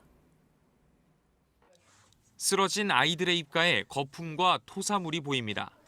숨쉬기 어렵고 피부가 따가운 증상을 보이는 아이들은 응급치료를 받습니다. 시리아 반군 최후의 보루로 알려진 동구타 두마의 모습입니다. 국제구호단체들은 화학무기 공격으로 70명이 숨지고 500명이 피해를 입었다고 전했습니다. 공격 주체로는 시리아 정부군이 거론되고 있습니다. 영국 가디언은 전문가를 인용해 살인가스가 사용됐을 가능성을 제기했습니다. 살인에 노출될 경우 콧물과 눈물 등 체액이 분비되고 호흡곤란과 구토 등의 증상을 보이는데 피해자들의 증상과 매우 비슷하다는 겁니다. 공습을 피해 지하실 등에 숨었던 어린이와 여성들은 화학무기 공격에 속수무책이었습니다. 지난해 공습과 화학무기 등에 희생된 어린이만도 910명, 시리아 내전 7년 이래 최대 규모입니다. 트럼프 대통령은 푸틴 러시아 대통령까지 거론하며 시리아에 호되게 값을 치를 것이라고 경고했습니다. 볼턴 백악관 NSC 보좌관이 업무를 개시하고 폼페이오 국무장관 지명자 청문회가 예정된 이번 주 보복 공습이 논의될 거란 분석입니다. JTBC 박상욱입니다. 오늘 오전 1시 32분쯤 일본 시마네현에서 규모 6.1의 지진이 발생해 현재까지 6명이 다치고 1000여 가구의 수도 공급이 끊기는 등 피해가 잇따랐습니다. 쓰나미는 발생하지 않았는데 일본 기상청은 앞으로 일주일간은 비슷한 규모의 지진이 또 발생할 수 있다고 밝혔습니다. 오늘 오후 2시 반쯤 강원도 삼척시 원덕읍 노곡리 야산에서 불이 났습니다. 소방당국은 헬기 10대와 살수차 170여 명의 인력을 투입해 진화에 나선 끝에 2시간 만에 불길을 잡았습니다. 다행히 바람이 약해서 초기 진화가 가능했지만 산림 0.3헥타르가 탔습니다. 트럭 앞부분이 심하게 찌그러졌습니다. 헬기가 부상자를 실어 나릅니다. 오늘 오전 11시 9분 경북 경주시 건천읍 서울 방향 경부고속도로에서 25톤 화물차가 앞서가던 1톤 화물차를 들이받으며 8중 추돌 사고가 났습니다. 이 사고로 25톤 화물차 운전자가 크게 다쳤고 다른 차량 운전자 등 5명도 부상을 입었습니다. 구급차와 소방차가 빨간불 때문에 멈추지 않고 곧바로 통과할 수 있는 시스템이 만들어집니다. 이 긴급 차량이 신호등이 있는 교차로 100m 안쪽으로 들어오면 자동으로 신호가 바뀌는 방식입니다. 경찰청과 국토교통부는 오는 8월까지 이 시스템을 표준화할 예정입니다. 네, 요즘 우리 프로야구에서는 연일 눈이 시원한 홈런을 보실 수가 있습니다. 경기당 2개 반골로 역대 가장 많아서 올 시즌이 끝나면 홈런 신기록도 나올 것으로 보입니다. 온누리 기자입니다. 왼손 타자든 오른손 타자든 1등 팀도 꼴찌 팀도 연일 홈런 소식입니다. 올해 프로야구는 지금까지 64경기를 치렀는데 벌써 홈런 162개가 터졌습니다. 지난해 같은 기간보다 약 50개가 많습니다. 경기당 홈런은 2.53개 골로 1999년 최고 기록인 2.41개를 이미 넘었습니다. 메이저리그에서 뛰던 박병호와 김현수, 황재균이 복귀했고 힘 좋은 외국인 타자들이 활약해서라기엔 설명이 부족합니다. 전문가들은 야구 분석 기술의 발전을 이유로 꼽습니다. 미사일 추적 기술을 활용한 분석에 따르면 타구의 이상적인 발사각은 25도 안팎. 이렇게 공을 띄워치는 훈련에 집중한 SK와 KT는 실제 팀 홈런 1, 2위를 달리며 효과를 톡톡히 보고 있습니다. 하지만 매일 계속되는 홈런쇼에 투수는 진땀을 흘립니다. 투수 노름이라는 야구에서 마운드가 위축되면 경기 질이 떨어져 재미가 반감된다는 우려도 있습니다. 경기 수를 줄이거나 스트라이크 존을 넓혀 투수를 보호해야 한다는 주장이 나오는 이유입니다. JTBC 온누리입니다.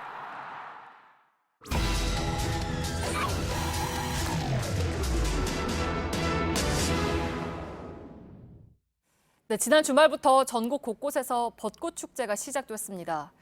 즐거운 봄꽃 축제인데 인근 주민들은 괴로워하고 있습니다. 축제 그 이면의 모습들을 밀착 카메라가 담아왔습니다. 김도훈 기자입니다. 봄꽃 축제가 시작되면서 여의도 일대에는 쌀쌀한 날씨에도 시민으로 북적댑니다. 축제장으로 향하는 보행로에는 노점상들이 길게 늘어서 있습니다. 벚꽃 축제장으로 들어가는 길목엔 벚꽃 향기 대신 노점 불판에서 풍기는 음식 냄새가 가득합니다. 노점상들이 인도의 절반가량을 차지하면서 사람들이 통행할 수 있는 폭도 상당히 줄어들었습니다. 여의도 축제를 찾는 관람객은 하루 평균 100만여 명으로 주변 보행로는 더 혼잡해질 수밖에 없습니다. 안전상 이유로 음식 조리대와 LPG 가스통은 일정 거리를 둬야 합니다. 하지만 가스통을 여러 개 함께 붙여놓거나 가스통 바로 옆에 불판을 둔 곳도 쉽게 발견할 수 있습니다. 지난해 여의도 축제 기간 동안 노점상들의 불법 행위가 1,200건 이상 적발됐지만 올해도 달라진 건 없습니다. 노점상만이 아닙니다. 축제장 벚나무에 10여 미터 간격으로 마대자루가 걸려 있습니다. 담당 구청이 설치해둔 임시 쓰레기통입니다. 하지만 벚꽃나무 주변 여기저기 쓰레기들이 눈에 띕니다. 인근 아파트 경비원들도 고충을 호소합니다. 수시로 막 들어와요. 여기 들어와가지고 막 노상 방류하고 그냥 다 버려요. 재질하잖아요. 나가라고. 막 오히려 막 화를 내고. 취객들 때문에 인근 주민이 밤늦게 소음에 시달리는 경우도 많습니다. 불편하죠. 개성도 들리고 여러 가지로 엄청 시끄러워. 늦은 밤까지 이어지는 축제로 주민이 불편을 겪는 곳은 또 있습니다. 중부권 최대 벚꽃 축제 중 하나로 손꼽히는 충남 계룡산 벚꽃 축제 현장입니다. 축제장으로 들어가는 길목에는 각종 공연을 알리는 현수막이 붙어 있고 행사장에 들어서자 음악이 울려 퍼집니다.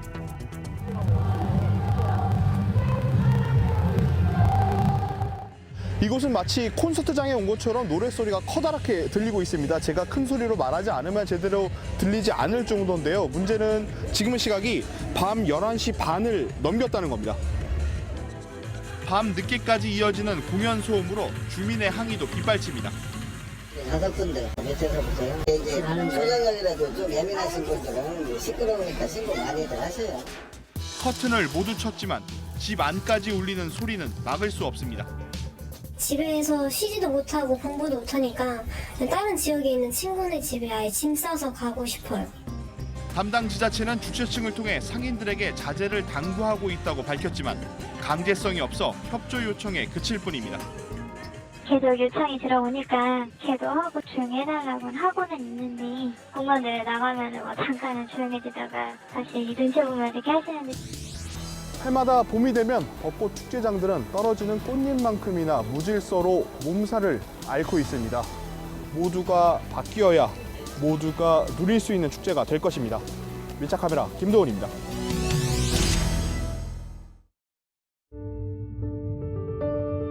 새로운 시대는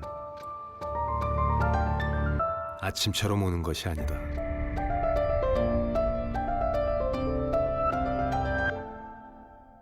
누군가 여는 것이다. 셀트리온, 마침내 바이오의 시대를 열다.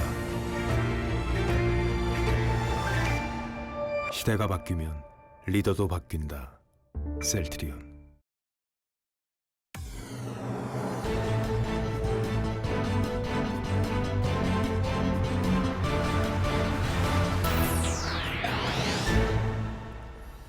예, 뉴스룸의 앵커 브리핑을 시작하겠습니다. 채 30이 못된 젊은 아내는 어린 딸을 둘러엎고 매일 서대문 구치소를 향했습니다. 남편을 만나볼 수는 없었지만 그렇다고 그만둘 수도 없었습니다. 대법원 선고를 일주일 앞둔 어느 날 처지를 딱하게 여긴 어느 교도관의 배려로 아내는 먼 발치에서 남편을 바라보게 됐습니다. 안타까운 가족들의 눈이 허공에서 얽힌 짧은 순간, 아는 내색을 하면 낭패라는 사실을 알기에 아버지는 어린 딸을 향해서 몇 마디를 중얼거리고는 그만이었습니다. 많이 컸네. 많이 컸네. 선고가 내려진 지 채 24시간도 지나지 않아서 전원 사형이 집행되었던 인혁당 사건. 가장 가슴 아픈 것은 이 자리에 피고인들이 사형을 당해서 없다는 것이다. 법원은 30여 년의 시간이 지나서야 재심을 결정했고 2007년 뒤늦게 무죄 판결을 내렸습니다. 꽃비 내리던 봄날, 유신의 겨울을 이어가기 위해서 사람을 죽인 사법살인의 가슴 아픈 역사였습니다.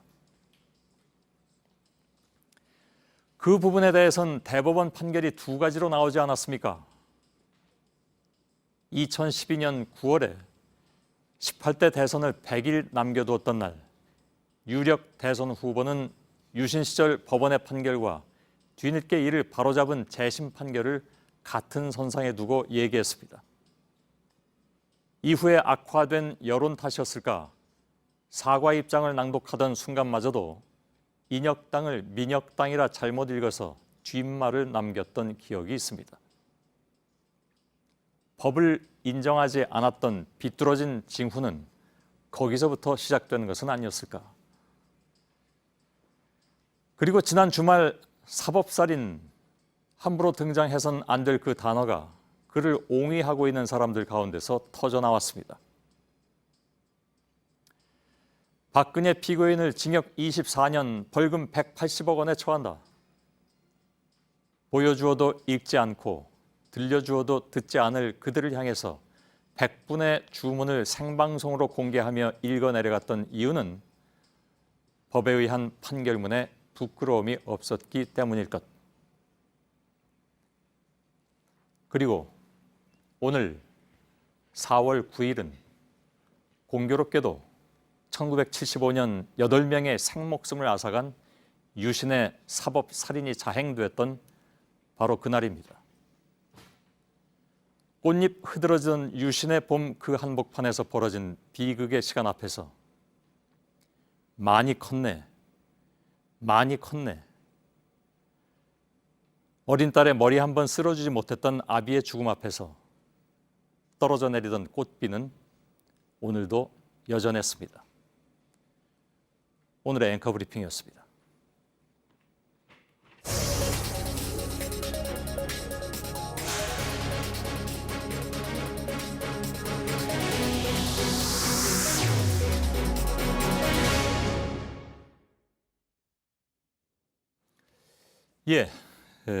오늘 좀 특별한 분을 모셨습니다. 평양에 다녀오신 후에 오늘 처음 방송과 인터뷰하는 분인데요. 현성활 단장과 가수 겸 작곡가 윤상 씨가 함께 있던 모습, 불과 지난주의 일이기도 하죠. 최근 달라진 남북의 기류를 상징적으로 보여준 모습 중에 하나로 받아들여지기도 합니다. 오늘 예술단의 실무접촉 수석 대표 겸 음악 감독으로 평양을 다녀온 윤상 감독을 옆에 모셨습니다. 어서 오십시오. 안녕하십니까? 예. 다녀서 바로 모시려고 했는데 굉장히 지쳐 계신 것 같아서. 예, 지치기도 했었고요. 예. 저 같은 경우에는 이제 4월 5일 날 방송됐던 그 봄이 온다의 방송이 잘 끝나야 일단 역할이 완수되는 거여서 예. 도착 후에 아마 5일 날 아침까지 녹음실에 계속 있었습니다. 그렇습니까? 예. 평양을 떠나면서 평양에 있는 것이 꿈 같다. 이게 실감이 되질 않는다. 아마 함께했던 가수들도 서울에 돌아가서야 우리가 어떤 일을 했는지 알 수 있을 것 같다라고 말씀하셨는데 본인의 느낌은 어떠십니까? 네, 저도 적절했던 표현 같아요. 지금도 제가 방송을 보고 제 눈으로 볼 때는 다녀온 것이 맞지만 또 제가 원한다고 해서 갈 수 있는 곳이 아니다 보니까 그렇죠. 뭐 눈을 감으면 이게 잠깐 꿈을 꾼 것 같기도 하고 그런 기분이었습니다. 예. 지금도 여전히 그렇다는 말씀이시군요. 아직도 네. 예. 수석 대표라고 이렇게 호칭이 붙었을 때는 사실 좀 저희들도 좀 낯설었습니다. 윤상 수석 대표 하니까 음악하는 분들한테는 안 어울리는 호칭 같기도 하고. 근데 이제 음악 감독하니까 이제 비로소 제자리로 돌아온 듯한 느낌도 있었는데. 근데 이제 그런 생각도 들었습니다. 그러니까 음악 감독이라 하면 이 전체 공연에서 과연 어떤 역할을 하는 것인가? 매우 중요하고 핵심적인 역할인 것은 알겠는데 어떤 일을 하신 겁니까? 지금 말씀하신 대로 처음에 그냥 음악 감독이라는 역할만 얘기를 했으면 저도 마음이 그렇게까지 무겁지는 않았을 텐데 수석 대표라든지 저한테도 생소한 용어들이 있어서 처음에 저한테 어떤 역할을 하는지 설명을 해주시는데 그 얘기가 잘 안 들어올 만큼 그런가요? 굉장히 긴장을 했었죠. 제가 갑자기 왜? 근데 말씀하시는 얘기들을 조목조목 듣다 보니까 수석 대표인 것보다는 음악 감독으로서 굉장히 지금 시간이 촉박한 상태에서 누군가는 이 역할을 해야 된다라는 쪽으로 판단이 들어서 그렇게 해서 수락을 하게 됐습니다. 그럼 정부에서 뭐라고 설명을 했습니까? 어떤 일을 해달라고? 일단은 이번 공연이 사실 음악 감독은 그 작품에 따라서 하는 역할이 굉장히 다양해질 수 있는데요. 그렇겠죠. 이번에는 뭐 선곡권이라든지 이런 것은 좀 힘든 얘기였고요. 일단 중요한 건 약 일주일도 남지 않은 그 상황에서 위대한 탄생이라는 우리 밴드 한 밴드에 조용필 씨. 그렇죠. 그리고 나머지 물론 조용필 씨는 자기 팀이지만 그렇지 않은 다른 8분의 가수분들이 다 노래를 해야 되는 상황이었어요. 각자 물론 이선희 선배 같은 경우도 자기 밴드가 있지만 다 같이 갈 수가 없는 상황이었기 때문에 일단 그런 음악적인 현실적인 부분을 조율하는 게 가장 급선무였고요. 또 필요에 따라서는 함께할 노래에 대해서 편곡을 또 하루 이틀 만에 끝내야 되는 역할도 있었고요. 그 하루 이틀 만에 편곡해가지고 바로 연주가 됩니까? 물론 프로들이지만. 사실은 좀 불가능한데 그렇게 해서 결국 좀 무산된 일도 있었고요. 그런가요? 어떤 게 무산됐나요? 사실 이제 뭐 다시 만나요라는 곡과 우리의 소원 같은 곡을 우리 측의 편곡에 삼주연 관현악단이 그 풍성한 스트링으로 좀 같이 연주를 했으면 하는 게 저희의 욕심이었는데 그게 잘 안 됐군요. 그게 그분들 서울 공연 보면은 악보가 안 보여요 무대 위에. 그만큼 철저하게 준비를 한다는 뜻 같았어요. 그래서 나중에 듣고 보니까 이번엔 너무 기한이 빠듯했기 때문에 그런 것은 좀 다음번 기회가 된다면 이런 뜻으로 받아들였습니다. 지금 바로 그 장면이 나오고 있긴 한데 사실 이 장면도 물론 뭐 이건 거의 마지막이잖아요. 맨 앞에 그 피아니스트 김광민 씨가 집으로 가는 길 연주하고 정인 씨가 오르막길. 오르막길. 허밍도 있다가 그다음에 오르막길로 옮겨갔잖아요. 그건 특별히 이렇게 좀 전략을 세워뒀던 오프닝인가요? 네, 그게 어떻게 보면 음악 감독으로 제가 좀 욕심을 부려서 관철시켰던 부분인데요. 그런가요? 처음에 사실 우리 공연 봄이 온다의 오프닝은 서계빈이라는 무용수가 열어줬어요. 근데 이어서 이제 우리 가수들이 등장을 해야 하는데 저는 춤은 언어는 아니잖아요. 예. 그리고 저도 그 첫 곡만큼은 언어가 담긴 곡이 아니라 어떤 정말 음악이 만국 공용어가 되려면 그냥 멜로디가 선율로 공감할 수 있어야 예. 된다 생각해서 그때 떠오른 게 김광민 씨의 집으로 가는 길이었고요. 여기엔 또 요 장면입니다. 네. 잠깐만 들어도 될까요? 예. 저도 듣고 싶어서. 예. 하필 허밍이 끝나는 장면. 그래서 정인 예. 씨가 사실 이 허밍에 대해서 부담스러워했는데요. 예. 원곡에 부른 거는 오히려 성악하는 발성처럼 불렀는데 예. 너무나 제가 그날 무대에서 듣기에는 저 친구 아니었으면 어떻게 했을까 싶을 만큼 그렇게 무언의 멜로디를 잘 예. 표현해주고 그리고 오르막길로 올라가니까 이제 저로서는 예. 제가 표현하고 싶은 건 최고의 보여줬다. 오프닝이었다. 예. 오르막길은 저도 개인적으로는 굉장히 좋아하는 곡이기도 합니다. 근데 사실 그 곡을 들을 때는 남북 관계를 생각하고 들은 적은 한 번도 없었는데 네. 이 무대에 그 곡이 올라가니까 그렇게 그 가사가 잘 맞아떨어진다는 생각이 들더군요. 그게 사실 그러니까 저희가 어느 정도 생각했던 부분도 있지만 예. 그렇게까지 이게 한 마음으로 이렇게 들릴 수 있을까? 그러게요. 이런 인연들이 모여서 우리가 이번 일을 했구나라는 생각을 할 수 있었습니다. 예. 근데 아마도 그때 이제 오프닝이니까 그때까지는 평양의 관객들도 아직까지는 이렇게 공연에 몰입이 안 되죠. 예, 그런 상황이었을 것 같습니다. 네. 예. 하지만 뭐 그 언어가 없어도 그러게요. 그 정서 자체를 물론 경황은 없겠지만 예. 시작을 그렇게 하고 나서 이제 우리가 준비한 노래들은 메시지도 들어있고 예. 그러니까 조금씩 젖어가는 그런 방법을 예. 택한 것 같습니다. 저도. 여기도요? 이 곡에도요? 이 곡은 이 곡은 사실 이제 얘기들이 많았습니다. 예. 어떻게 보면 저희도 이 곡이 레드벨벳이 무대에 올라가면 어느 정도의 긴장감은 분명히 느껴질 것이다를 각오했었고요. 예. 특히나 저는 이 첫 회 공연 때는 객석의 뒷모습밖에 볼 수가 없었어요. 예. 김정은 위원장, 그러니까 어떻게 보면 도종환 장관님의 옆에 제가 앉아 있었기 그렇군요. 때문에 예, 맞습니다. 뒷모습엔 표정이 없잖아요. 그래서 예. 정말 가장 어떻게 보면은 표정을 읽기 어려웠던 무대였는데 예. 하지만 이 노래하는 레드벨벳 멤버들의 표정을 통해서 그게 약간 거울처럼 반사된 느낌에서 예. 그렇게까지 우리가 여기에 민폐를 끼치는 무대는 아니다. 왜냐하면 저희가 충분히 우리는 얼마든지 공감하는 무대니까 예. 편안하게 보시라라는 그런 뜻이었습니다. 예. 그 도종환 장관은 좀 잘못 읽으셨을지도 모르겠습니다. 왜냐하면 바로 이 자리에 며칠 전에 나와서 도 장관이 뭐라고 얘기했냐면 아마 그 여태까지 레드벨벳이 공연한 그 공연 중에 그렇게 좀 긴장된 좀 딱딱한 분위기는 처음이었을 것이다라고 얘기를 했는데 아마 보니까 도종환 장관도 관객들이 뒷모습만 보고 한 그렇죠. 저희가 5일날 방송된 그 관객석의 그 표정을 보고 나서야 저도 좀 더 안도의 한숨을 쉬었습니다. 알겠습니다. 그 원래 처음에 레드벨벳 간다고 했을 때 왜 이름에 레드가 들어가는 것 때문에 좀 저쪽에서 어떻게 받아들이겠냐라는 그런 질문이 나왔을 때 윤상 감독이 웃었던 것으로 보도가 됐는데 왜 웃으셨습니까?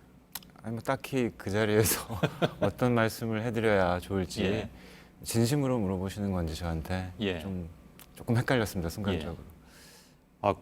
그 답변이 가장 적절한 답변이신 것 같습니다. 알겠습니다. 현성월 단장은 어땠습니까? 여기는 지난번에 몇 차례 이렇게 오가면서 올림픽 때도 익숙한 인물이 되긴 했는데 윤상 감독은 혹시 익숙해졌습니까? 익숙해졌다는 표현보다는 과연 이분은 그 우리가 알다시피 이렇게 나이가 많지가 않아요. 근데 어떻게 보면 예술단 단원 입장에서 그렇게 단장 자리까지 간 그 부분이 조금 어떤 이유일까 궁금했었는데 하는 행동이라든지 뭐 모든 걸 볼 때 굉장히 어렸을 때부터 영재 교육이라고 해야 될까요? 그러니까 보니까 가수뿐만 아니라 나중에 그 뒤풀이 때 보니까 피아노 연주도 하고 자기는 못하는 악기가 없다 이렇게 얘기를 하더라고요. 그래서 그런 다방면의 어떤 탤런트가 많은 사람이라서 조금 우리가 생각할 때 좀 젊은 나이지만 왜냐하면 부단장은 훨씬 나이가 많으시거든요. 그런가요? 그런데 이제 단장을 하는 이유는 그런 어떤 퍼포머로서의 능력과 예. 그리고 어떤 모든 음악을 다 이해한다 뭐 이런 예. 게 통한 것 같습니다. 그 수석 대표로서 네. 카운트 파트로서는 어땠습니까? 그 부분도 당당함으로는 뭐 거의 그런가요? 많은 훈련을 그분들은 연습을 훈련이라고 표현하니까 예. 그냥 나오는 건 아닌 것 같아요. 예. 아무튼 고생 많이 하셨는데 왜 그 김정은 위원장이 가을이 왔다 공연하자고 했잖아요. 네. 거기에 대해서 뭐 해석이 많이 있었습니다. 그러니까 네. 봄이 온다를 했으니까 그냥 자동적으로 나온 가을이 왔다냐, 아니면 어떤 정치적 의미를 가지고 하는 말이냐. 근데 뭐 대개 이런 경우에 그냥 단순하게 얘기하진 않았겠지라는 해석이 주류를 이뤘죠. 네. 어떻게 받아들이셨는지요? 그 얘기를 할 때 저도 이제 옆에서 듣고 있었습니다. 예. 근데 그 말은 도장관님께서도 말씀하셨듯이 여러 가지를 함축하는 것 같아요. 근데 가을이 되면 우리가 앞으로 있을 여러 가지 큰 일들이 어느 정도 정리가 된 상태일 때니까 그렇게 가을이 왔다라는 이름으로 공연을 정말 북에서 준비해서 남에서 한다면 그건 이번과는 또 다른 분위기의 어떤 서로의 어떤 마음을 확인하는 자리가 되지 않을까. 그래서 저는 음악 감독이기 때문에 만약에 그 공연이 서울에서 정말 열리고 이번에 우리 측 가수들이 또 같이 협연이 필요하다면 기쁜 마음으로 도울 수 있는 거지만 우리는 언제 하느냐라든지 뭐 그런 걸 제가 여쭙기에는 아직 그렇죠. 상황이 더 필요하다고 생각합니다.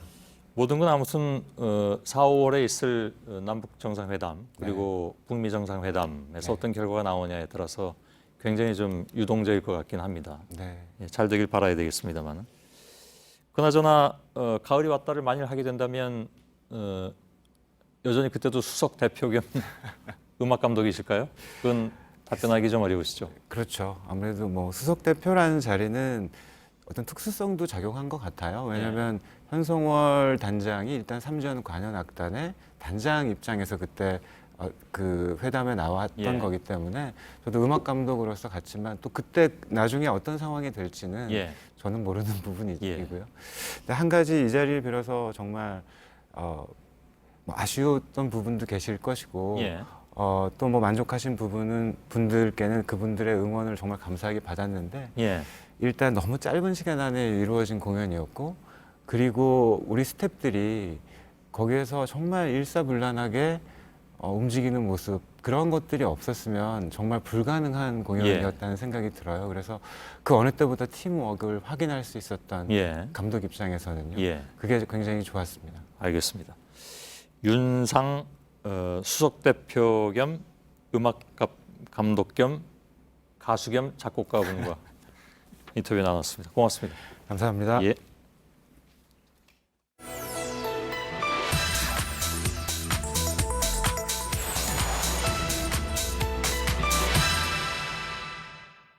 변호인이 한 검찰 제출 증거의 증거 능력에 관한 주장에 대해서는 모두 받아들일 수 없다고 판단됩니다.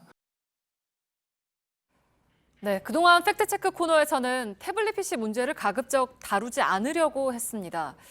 어차피 법정에서 사실이 다 밝혀질 것이기 때문이었죠. 하지만 가짜뉴스와 거짓 정보가 도를 넘었고 그래서 지난해 11월 포렌식 검증을 통해서 일주일 동안 보도를 했습니다.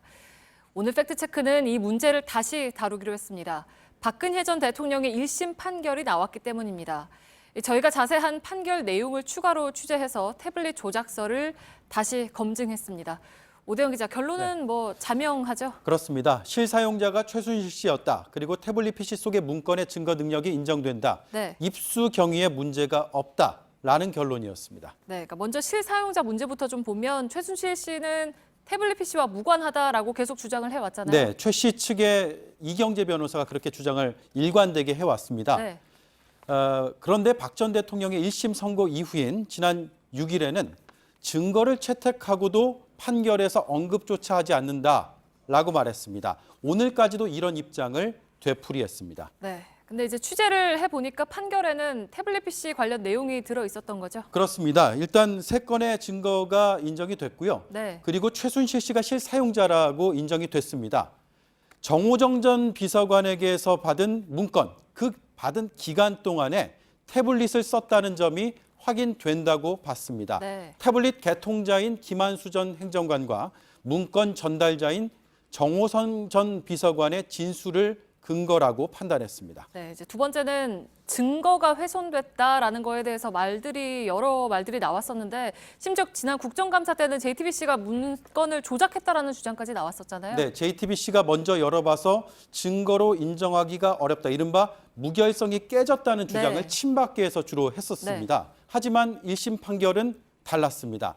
증거로 채택된 문건들이 2014년 3월 이전에 마지막으로 수정되거나 변경됐다는 겁니다. 다시 말하면 2014년 4월부터는 이 문건들이 원본 그대로다. 그래서 문건의 무결성에 문제가 없다라는 얘기입니다. 네, 그러니까 2014년 3월 이전이라는 점이 매우 중요해 보이는데 그 이후에 이제 조작됐다거나 하는 주장들은 이거 하나로 모두 반박이 가능한 거잖아요. 그렇습니다. JTBC가 입수한 시점이 2016년 10월 18일이잖아요. 네. 그 이후에 드레스덴 연설문이 들어갔다, 태블릿 속에 들어갔다라는 헛소문까지 난무했습니다.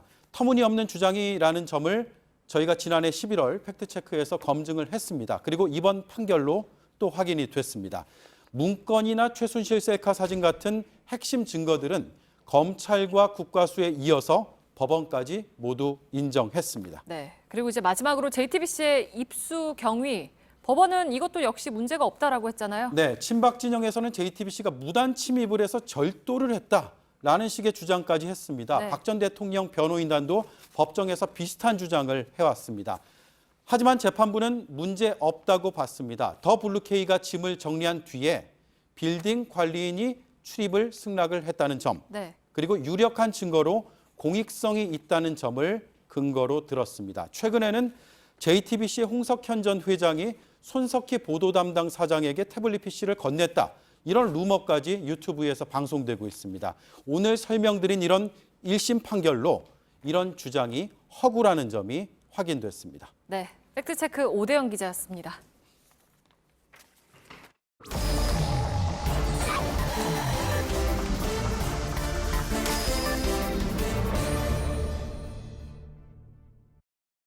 예, 비하인드 뉴스를 시작하겠습니다. 박성태 기자가 나와 있습니다. 어서 오세요. 예.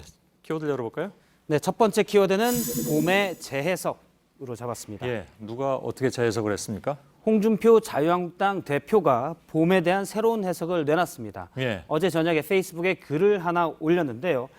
지금 현 정부가 남북한에 봄이 왔다며 대대적으로 선전하고 있는데 봄을 스프링으로, 즉 영어 봄으로 읽는 사람도 있고 BOMB, 영어로는 밤인데요. 밤으로 읽는 사람도 있습니다. 이렇게 얘기를 했습니다. 봄을 밤이라고 한다고요?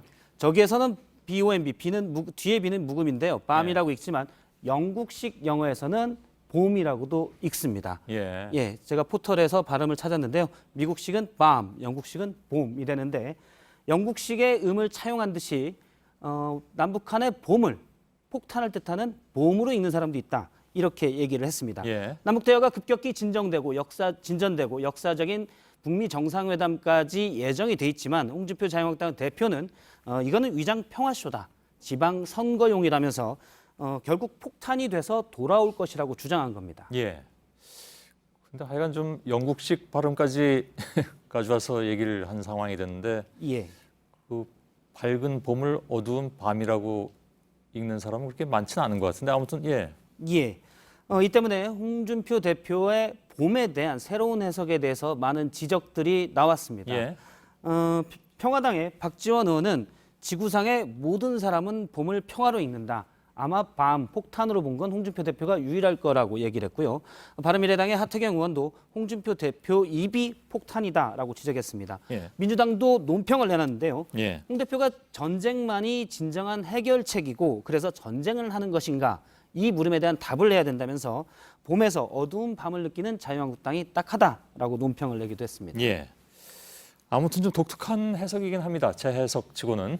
예, 그렇습니다. 예. 사실 봄과 밤을 같이 쓴 건 1918년에 김시인, 김소월의 스승인 김억 시인이 봄은 간다라는 시에서 첫 구절입니다. 밤이 도다, 봄이다 이러면서 발음이 비슷한 밤과 봄을 반복적으로 시에 사용하면서 예. 봄밤의 애상함을 통해서 시대의 아픔을 노래했다라는 해석이 있는 유명한 시가 있습니다. 예. 맨 끝은 님은 탄식한다로 끝납니다. 예.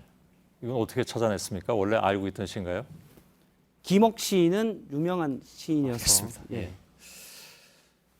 두 번째 키워드는요? 예, 두 번째 키워드는 입장문 실용주의로 잡았습니다. 예. 뭡니까 이건 또? 오늘 이명박 전 대통령이 2,600여 자에 달하는 이례적으로 긴 입장문을 냈습니다. 예. 오늘 검찰이 수사 결과를 발표했는데 이에 대응해서 낸 겁니다. 몇 가지를 보면 이전과 다른 점은 우선 가공의 시나리오를 만들어 놓고 검찰이 초법적인 신상털기와 짜맞추기 수사를 했다. 강하게 검찰의 수사를 부정을 했고요. 예. 이전과 다른 점은 각 혐의별, 즉 국정원 특활비를 유용한 부분 다스는 누구 것이냐, 다스의 소송비 대납까지 하나하나 검찰이 들고 있는 혐의를 들면서 예. 이것은 사실이 아니다라고 반박을 했습니다. 예. 구속 전에 미리 써놓은 거라면서요? 예, 그렇습니다. 예. 사실 구속되기 직전에 이명박 전 대통령이 친필로 입장문을 낸 적도 있습니다. 그렇죠. 이것도 전날 썼던 건데요. 당시에는 모든 것은 내 탓이라는 심정으로 자책감을 느낀다 이렇게 썼는데 예. 이번 입장문에서는 대한민국 검찰 수사를 향해서 대한민국 정통성을 부정하려는 움직임이다 라면서 깊은 분노라는 표현을 쓰기도 했습니다. 예. 주목할 점은 지적하신 대로 이 두 입장문이 사실 구속 전 그러니까 3월 20일 쓰고 이번에 새로 쓴 것이 아니라 거의 비슷한 시기에 구속 전에 비슷한 시기에 쓴 예. 겁니다. 그런데 생각이 많이 달랐는데요. 오늘 입장문에도 이렇게 구속되기 이전에 작성해 기소 시점에 맞춰 발표하도록 맡겨놓은 것입니다라고 돼 있습니다. 예. 그러니까 당시 상황을 보면 두 가지 입장문을 써놓고 이때는 구속되기 직전에 내라. 이거는 기소될 때 내라. 예. 라고 상황별로 내놓은 건데. 아, 그래서 아까 제목에 실용주의라고 해놨던 겁니까? 예, 그렇습니다. 그러니까 구속되기 직전에는 마치 모든 책임을 떠안고 끌려가는 듯한 이미지를 주는 입장문이었다면 이번 이제 검찰 수사가 끝나고 재판으로 넘어가는 단계에서는 예. 각 혐의에 대해서 하나하나 반박하면서 깊은 분노를 표현하고 지지층 결집을 호소하는 그런 상황별 입장문이 준비되어 있었던 겁니다. 예. 알겠습니다. 세 번째 키워드 열어볼까요? 네, 세 번째 키워드는 이례적인 유감으로 예. 잡았습니다. 이건 또 어떤 얘기입니까? 오늘 김의겸 청와대 대변인이 오늘자 조선일보 보도에 대해서 이례적으로 강력한 유감을 표명했습니다. 예. 잠깐 오늘 브리핑에서 나왔던 얘기를 보면 오늘 조선일보가 신문 일변 톱을 썼는데 기사 쓸 게 없구나라는 생각을 했다. 또 본인의 말꼬리를 물고 늘어졌다고 평가했고요. 예. 되게 이렇게 좀 강력한 톤으로 특정 언론사를 공격하는 경우는 그렇게 많지 않죠. 예, 상당히 이례적입니다. 저런 예. 표현들도 사실 기자를 향해서 잘 나오지는 않습니다. 예. 그러면서 조선일보에 대한 유감을 표명한 것은 관계자 말고 보통 이제 청와대 관계자라는 표현을 많이 예. 언론에서는 쓰는데요. 대변인 그러니까 본인의 이름을 직접 써달라라고 요구하기도 했습니다. 예. 오늘 김의겸 대변인이 지목한 기사는 조선일보 일면에 실패한 로비 청와대 김기식 감싸기라는 일면 기사입니다. 예. 그런데 이 기사에 대해서 기사 쓸 게 없구나 뭐 강한 표현을 한 겁니다. 예. 왜 그랬을까요? 일단 청와대는 해석은 언론의 자유지만 사실관계 즉 팩트는 바로잡아야 된다라는 기조가 강합니다. 예. 특히 김기식 원장 건 정확히 따르면 저 기사에는 이제 김기식 원장이 국회의원 시절에 2015년에 외유성 출장을 갔다는 의혹 보도인데요. 예. 이에 대해서 청와대는 밀리면 안 된다는 분위기로 강하게 대응하고 있습니다. 예. 오늘 오후에도 추가적인 브리핑을 했고요. 그다음에 앞서 문제가 된 실패한 로비 표현은 사실 김의겸 대변인이 이례적으로 토요일 나와서 해명할 때 들어갔던 표현입니다. 그런데 이 로비라는 표현 자체가 부적절하기 때문에 다음 날 바로 다시 해명하면서 이 로비라는 표현을 정정했습니다. 예. 그런데 월요일자에 그 사실을 다 알고 있는데 월요일자에 실패한 로비 표현을 그대로 쓰자 여기에 대해서 강하게 유감을 표명한 겁니다. 예. 알겠습니다. 여기까지 할까요? 예. 박성태 기자였습니다. 네, 내일은 오늘보다 더 따뜻합니다. 오후부터 흐려지다가 밤에 중부지방을 시작으로 전국에 비가 옵니다. 예, 오늘 소셜 라이브가 진행되겠습니다. 이명박 전 대통령 오늘 기소가 됐는데 그 뒷얘기들을 중심으로 법조 출입기자 심수미 기자, 한민영 기자, 이승필 기자가 예? 이승필 기자가 예, 이승필 기자군요. 세 사람이 나올 예정입니다. 나가는 곡은 윤상 감독이 직접 추천해주고 갔습니다. 내일도 저희들은 최선을 다하겠습니다. 고맙습니다.